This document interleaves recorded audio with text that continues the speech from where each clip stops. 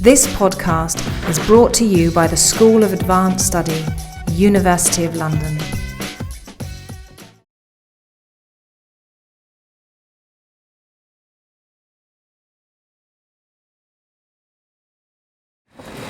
We'll carry on now with our panel, Decolonising Luso-Hispanic Empire, and our next speaker is Lina del Castillo. Lina is Assistant Professor of Latin American History at the University of Texas, Austin, and she's a visiting research fellow here at the Institute of Latin American Studies till July. She took her PhD in Latin American History at the University of Miami in 2007. Her current book project is entitled Mapping Colombia, Transatlantic Visions and Regional Designs in the Making of an Early Republic 1807 to 1865. And she has an article on Cartography of Colombian independence, which is coming out in a book edited by J. Ackerman, Decolonising the Map. That's the name of the book. Her paper today is The Making and Unmaking of a Colombian Hemisphere. Okay, Lina. Thank you so much, Captain Davies, for your kind introduction, and I'm very happy to be here today with you. And thanks so much to Mark. And I should speak a little louder so you can all hear. So, first, thank you all for being here and for listening to my paper today. And essentially, the way this paper connects to the decolonization theme is in terms of decolonizing the imperialism that has been ascribed to the Monroe Doctrine. So in some ways it's kind of shifting from how we think about the colonial period in Latin America, how we, Francisco's wonderful paper on the concept of colonia, how it's shifting from the period of colonization in Spanish America to thinking about the imperialism that has shaped how we understand U.S. influence in the region, and thinking about it through cartography. And so my point of entry is through cartography in terms of the concepts that these cartographic depictions, this cartographic thinking, this geographic thinking that was such an important part of the early 19th century, kind of how to unpack that and see what kind of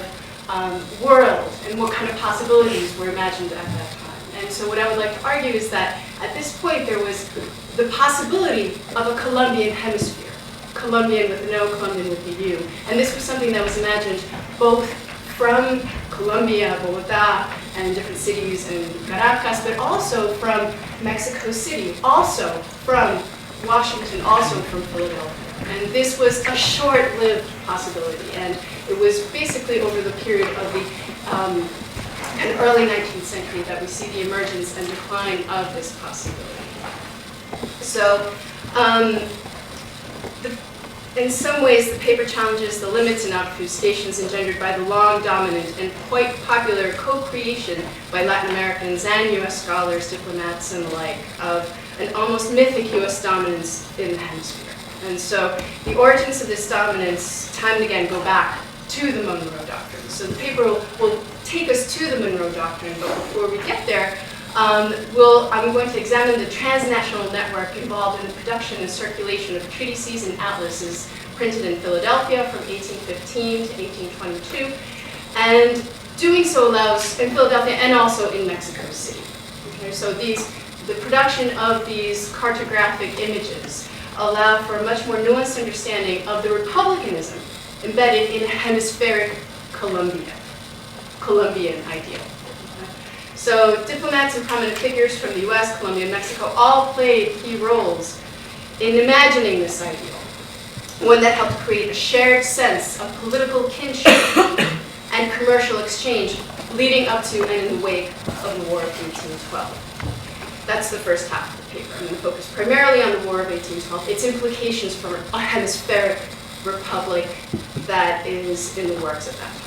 The paper will then shift to consider how, after 1819, Gran Colombia's increasing engagement in diplomatic and trade alliances eventually deflated this buoyant spirit, much more so than the imperialism of the Monroe Doctrine. And the joint plan, and what I focus on, in some ways this also links with Marco's paper on the specter of Haiti. And in many ways, the specter of Haiti is in the backdrop here, in the sense that there is a planned invasion by Colombia and Mexico of Cuba. And the fear was that Cuba would become another Haiti in several diplomatic circles. And so this joint plan has been poo-pooed by historians as like, oh, what a wonderful chimera, that's never going to happen. But if you look into the cartographic history of what had happened during this period, we see that this was very much a serious plan. There was a lot of investment, political investment, diplomatic investment, but also in planning how to do this through this cartographic production of navigational charts. And so in many ways, this was a very serious possibility. And that's kind of through cartography we can get deeper into that aspect of it.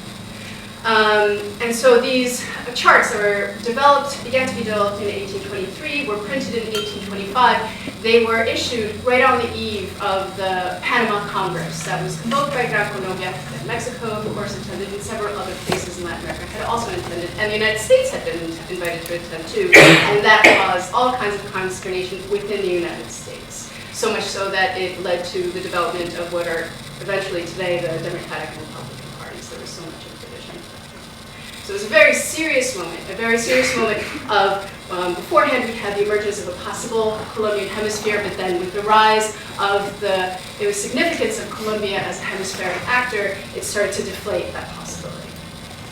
So, so of course, let's begin. So let's begin not with the map image, but rather with the cartographic thinking that informed a little known and much derided constitution for a continental republic. William Thornton had these outlines of a constitution for United North and South Colombia printed in March 1815 in Washington City, Washington, D.C. The date of publication is significant. This was 1 month after the Treaty of Ghent brought an end to the War of 1812. And less than a year since Thornton witnessed the horrific burning of Washington City by the British, including his magnificent architectural creation, the Capitol building. In fact, if Thornton is remembered at all, it is for the original design of the Capitol rather than for this Constitution. Thornton nevertheless developed both his outlines for the Constitution and the Capitol building in tandem with each other, and both projects manifested the hemispheric implications of republicanism. So some background on Thornton and his design for the Capitol building underscores his intellectual and aesthetic commitment to republicanism. Thornton trained in England as a medical doctor, and upon leaving his native Portola Island, the British Virgin Islands, where his family owned a sprawling complex, he later arrived in the United States and engaged in an impressive array of scientific, artistic, medical, and technological activities.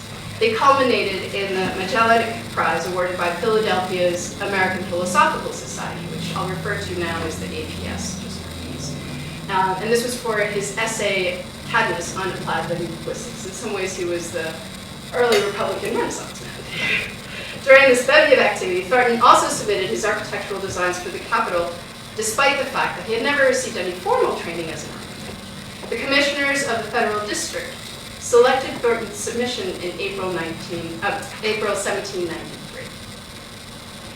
Unlike those of his competitors, Thornton's designs effectively allowed for a full development of the architectural implications of republicanism. Drawing inspiration from the Parthenon in Rome and the Louvre in Paris, the magnificent building's east front was conceived as a national temple, as a point of convocation and circulation that gave free access to the functional areas of the building. His basic concept, 2 wings unified by a central domed ceremonial space, continues to give the Capitol its character. As Thornton later explained, his design for the Capitol would make it a true, quote, house of the people. His designs contributed to the transformation of Washington City into the experimental seat of an experimental government. By 1800, Philadelphia transplants began to arrive for Congress's first session in November, drawing with them curious visitors. And it was during these transformative years in Washington City that Thornton first began drawing out outlines for a Colombian continental constitution. But on August 24, 1814, British troops set fire to the United States' sacred temple of republicanism. The effect was terrifying, humbling, and enraging all at the same time, especially for Thornton. After peace broke out in February 1815, Thornton caught the wave of republicanism that swept across the United States, one that grew with news of Spanish-American independence struggles against Old World Spain. With William Thornton published his Outlines of Constitution for United North and South America, North and South Colombia, even I have kind of adopted that, in March 1815, expressing a budding, if unofficial, desire in the United States to unite with Spanish America through the common cause of New World hemispheric republicanism. And yet, Thornton's Constitution, prior to its publication in 1815, had already circulated hand-to-hand among key Spanish-American individuals interested in the hemispheric republic. So Thornton wasn't the originator of an idea of a Colombian hemispheric republic. In part, it was a co-creation that Thornton was able to develop with other Spanish-Americans that had also circulated through Philadelphia. Teasing out how Thornton's plan circulated during the early 19th century reveals the contours of the social, political, and economic network that connected various lesser-known yet important political players in the Americas, North, South, and Caribbean, and not just for Philadelphia, but also from Britain and from different parts of Spanish America. And so now, this is going to be a little bit animated. This is my map. Very complicated. As it turns out, several of the Spanish-American confidants that Thornton turned to during the first decade of the 19th century themselves had contact with the same British commanders who later set fire to Washington, D.C. in 1814. The network of folks connected through the circulation of Thornton's proposal for united North and South Colombia suggests not just how radical this Republican hemispheric idea was, but also how its diffusion through different Spanish-American actors prompted specific British individuals to destroy the buildings that embodied Republican ideals, especially Thornton's time. Thornton's printed text itself alludes to how Francisco de Miranda was among the first to see a draft of his outlines for a united North and South Colombia. And in many ways, my larger project traces how Miranda was one of the major proponents of a Colombia, of an independent Colombia, before the period of independence.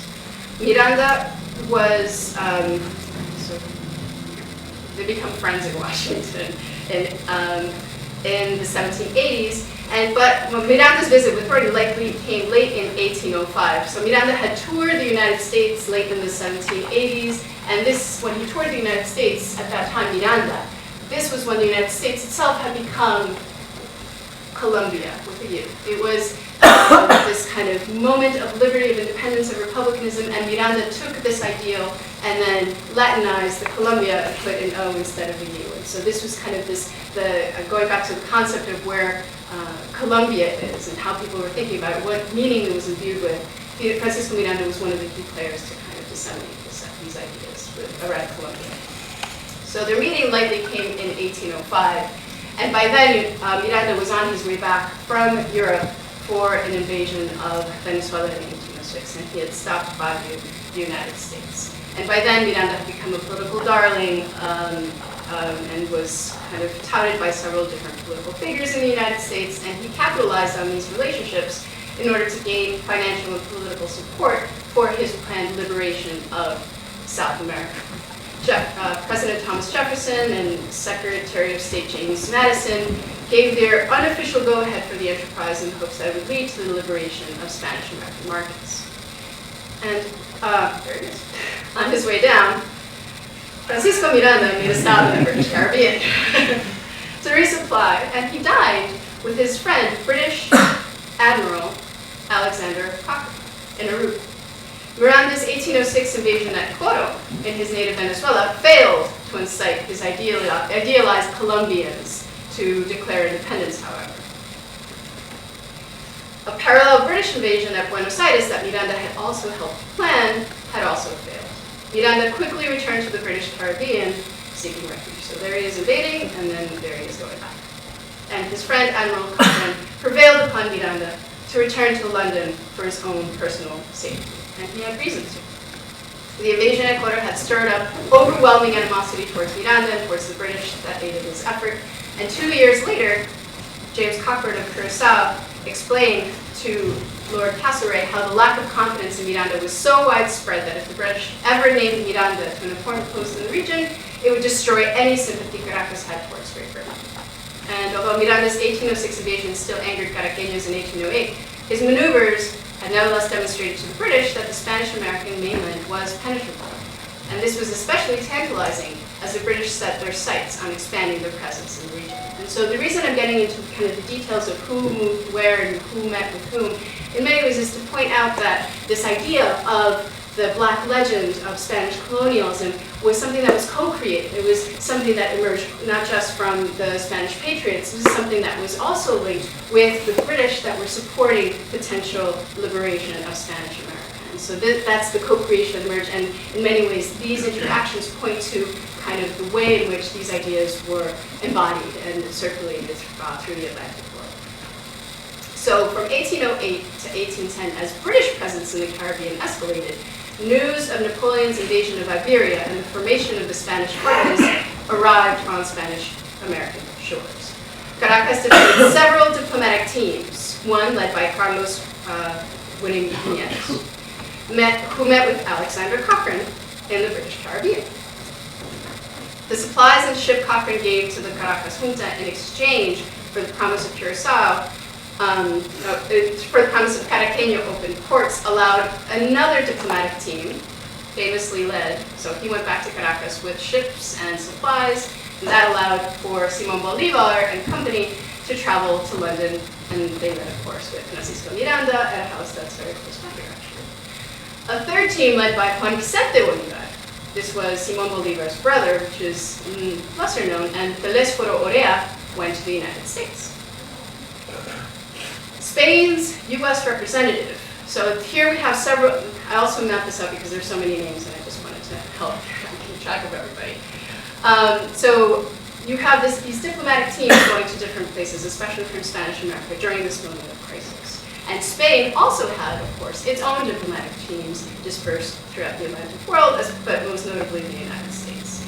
Don Luis de Onís was Spain's U.S. representative, and he decried the warm welcome that the architect and constitution writer William Thornton gave the Caracas junta diplomats in Washington. Thornton, as Onís rightly pointed out in his report back to Spain, was an intimate friend of the U.S. president. Worse, Thornton had ceremoniously presented the Caracas junta members with a draft of his constitution. What about this document inspired so much worry? Historians have dismissed this document as mere chimera, but really it had created quite a bit of worry among diplomatic players at this time. Onís knew Thornton had shared, so Onís had access to this document through another Spanish prominent figure who's lesser known now. His name was Joseph González y Montoya, and he was a former intendant of Puno and Peru. González, after having this report from Thornton, shared its contents with Onís. And he essentially told him how the plan was intended to entice all of the Americas, the Caribbean islands, and British North America into a confederation with the United States. And the central government would function in Panama. Although subsequent historians have dismissed this plan as unworkable, these historical actors nonetheless did deem it very important. And in fact, Joseph Montoya, having read this plan, went to Cadiz and published his outlines for the Constitution of America. And I hope that in the future I can say Spain owes me something, was kind of the lemma that came with it, and it was very much inspired on the Constitution that he had also seen in Thornton. So in some ways it's like he was telling Cadiz to be careful because there are these other potential confederations that could come, and so there has to be a way of being much more attentive to the way in which Spanish America would play a role in these dramatic transformations that were across the world. So Thornton had indeed introduced Caracas representatives. Oh, so the other part of the story, of course, now turning back to Thornton and the circulation of information. Not only was Thornton circulating his constitution, kind of in this ideal way of thinking about a united continent, he was also introducing Spanish Americans to some of the most prominent and wealthy figures in the United States that could invest in Spanish American independence movements. Manuel de Trujillo y Torres, he's a major figure in these movements, and my study goes into it much deeper. He's been kind of historiography on the emergence of a Western Hemisphere idea. It's kind of a seminal book by author P. Whitaker that came out in the 1950s. Poo-poos any role of Spanish Americans in the creation of a Western Hemisphere idea. It becomes very much a United States idea, and that's kind of the root of the Monroe Doctrine, and that's how interpretation has really colored the root of this moment up until Jay Sexton's work in 2011. And so here I argue that we have to think more deeply about the co-creation of this moment, and Manuel de Trujillo Torres was a significant figure in this respect. And so, as Telésforo Orea explained, kind of with Bolivar, he explained to some of his counterparts in the Buenos Aires Junta, Torres was a special link to Stephen Girard, one of the wealthiest men in the United States. He's, even by today's standards, if we were to look to kind of comparative wealth and kind of adjusting for changes in time, he would still be the fourth wealthiest man in the United States. He expanded his trade with Spanish American. He was very much interested in expanding his trade with Spanish American ports. And so the junta members promised this in exchange for investment and also for guns and munitions to be able to fight these wars. And so these growing ties between Spanish American patriots and Philadelphia intellectual and merchant elites were as visible and worrisome to Spanish authorities like Onís as they were to the British. So briefly returning to the British Caribbean will allow us to visualize the dramatic consequence that British awareness of plans for unity between pro-Republican Spanish Americans and North Americans unleashed. Remember James Cochrane, the aforementioned governor of Curacao. He arrived to that colony in the wake of a British takeover, and he had sailed to the island with his brother, George Cochrane. There he is. George Cochrane went on to provide naval support during the British takeover of Martinique from France, and rose within British naval ranks as he did so. Even though members of the Caracas Junta were worried about the British, especially Admiral Cochrane, since he had aided Miranda's attack in 1806, by the 1810s, it was obvious that they needed British support, especially during this tumultuous period. And so in 1810, the Caracas Junta sent representatives to meet with Admiral Cochrane, promising to open Caracas markets to the British. So you have different diplomatic teams promising opening markets all around to the British, to the United States, and in support of the cause. And of course, he further supplied ships in return. And so, what is going on? Sorry. So, by this time though, Simón Bolívar had returned to Caracas along with Francisco Miranda. This is 1811, and so this is kind of when the Caracas Junta finally declares its total independence, and it's around 1812, the War of 1812, with George Cockburn, together with Alexander Cochrane, go to fight the War of 1812, and by 1814 we come full circle to the burning of Washington, D.C. And so you have these men who had intimate ties to diplomatic teams from Caracas, themselves who had circulated the Thornton Constitution and had espoused these ideas of republicanism, connecting with British officials at the same time that the Spanish and the British are very worried about these republican ideas. And so essentially kind of these connections of what they're showing is the fear that a Republican hemisphere was inspiring. So the idea of burning Washington, D.C., especially the Capitol building, was by that time more of a political move that sent a message not just to the United States, but to the whole hemisphere. And that's why it occurred, to kind of push back on republicanism. And so, here we come back. So various, the news of, so this is an image from 1814 depicting the burning of Washington, D.C. There you see the Capitol building in flames. And when this occurred, together with the end of the war in 1815, and with the news of Patriot military victories in Spanish America against the Royalists, this also reached U.S. ports. And there was various celebratory toasts in the health of the Spanish American republics, and this was when Thornton, of course, published his Constitution. And so if we look closely at some aspects of the Constitution, I won't read through it, but as you'll see, there's this very cartographic language that's infused in this Constitution. It goes, each section that divides the continent into is according to degrees of latitude and longitude. And so this shows the kind of very deep scientific cartographic thinking that's embedded in this Constitution. So in terms of thinking about what this hemisphere is going to look like and how scientifically it could be divided equitably so as to have representation in Panama. And so the thing is, for Thornton's Constitution to make sense to the lay reader, a broader public also needed to have ready access to maps of the hemisphere. And so part of the reason that Thornton could have such a sophisticated reading of cartography at the time is precisely because he was part of the American Philosophical Society. And the American Philosophical Society was one of the most important repositories of cartography on the hemisphere in the United States. So he had access to a lot of maps at this time. And as it turns out, Philadelphia, through the American Philosophical Society, was also the center of a major boom in atlas and map printing during the early 19th century. And this was one designed to supply a growing popular demand.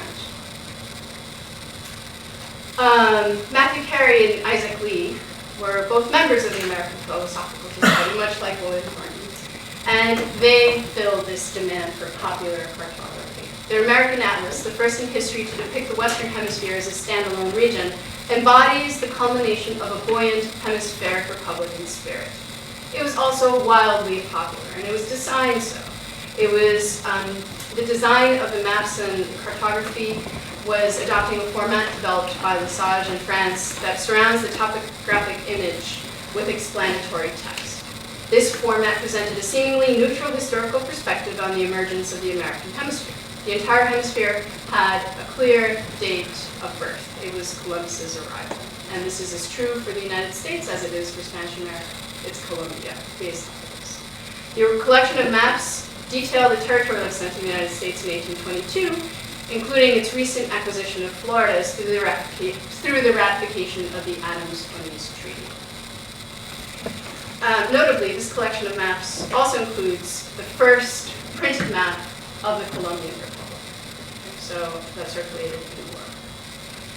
So this is an atlas that's coming out right at the moment when the United States is on the verge of recognizing Spanish-American independence.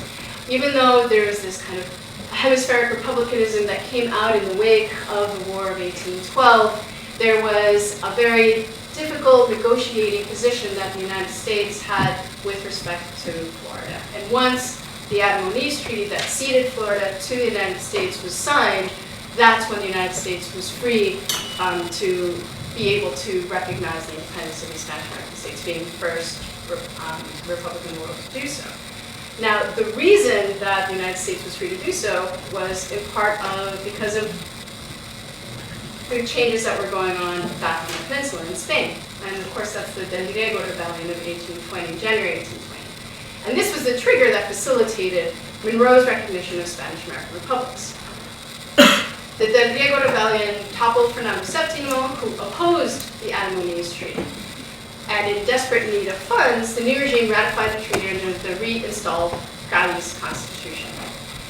By then, as John Quincy Adams observed in March of 1820, on the eve of formal recognition of the Colombian Republic, which consisted of the Union of Venezuela and New Granada, he stated how this union, the Colombian Republic, certainly now presents the most remarkable and the most powerful of the revolutionary South American governments. And in part, this perspective helps explain why Colombia becomes the first republic to receive recognition. By then, what happened was, between 1819 and 1822, while President Monroe and Secretary of State John Quincy Adams were negotiating with Spain over the territories of the Floridas, the Colombian Republic had grown in military and in diplomatic and trading strength. Not only had Bolívar led Colombia to several victories against royalists, his administration had also engaged in systematic trade agreements with other Spanish-American republics and entered into delicate, if still unofficial, diplomatic negotiations with Europe. And President Monroe, not wanting to lose footing in the region, scrambled to officially recognize Spanish America beginning with Colombia. Bourbon Restoration France watched closely and with worry. So did Great Britain. So this is kind of a historical recounting. This history of the 1820s back in Bourbon Restoration France. So they're like Francisco Ortega was mentioning, kind of the key moment in how we think now about Spanish-American independence is French invasion, the Napoleonic invasion of the peninsula. What has received less attention is French invasion of Spain, again, in January of 1823, and the effect that that had for the independence period. And so by 1823, France deposed the Trienio Liberal and restored Fernando VII. And so by then, this change in the politics of what was going on in the peninsula had a dramatic effect back in the Americas, precisely because by then, Colombia, Mexico, other Spanish-American republics feared that Spain, helped by France, would launch a re-invasion, especially from Cuba. And so this is what motivated the plans to invade Cuba to foreclose the possibility of a re-invasion. And so it's during this period, from January of 1823 and the successful invasion, that you have the emergence of reprinting of maps that had originally been published in 1809 in Spain. These maps, these nautical charts of tierra firme, as you can see up there, it's Costa de Colombia, it's kind of hard to see. They're portaling charts, navigational charts to help people navigate around the Caribbean basin. And this was one of the many printings of also kind of more written navigational charts, and together with the hiring of U.S. naval hero during the War of 1812, Commodore Native Porter, this was all part of the strategy. And so essentially what I would like to emphasize to you today is the significance of these charts and this planning of a re-invasion of Cuba for the thinking about these kind of efforts that the United States went into in order to forego that possibility, with Haiti as a specter, especially for the southern United States, and how would that imply for the issuance of the Monroe Doctrine. And so considering this background allows us to better understand what this means for that period.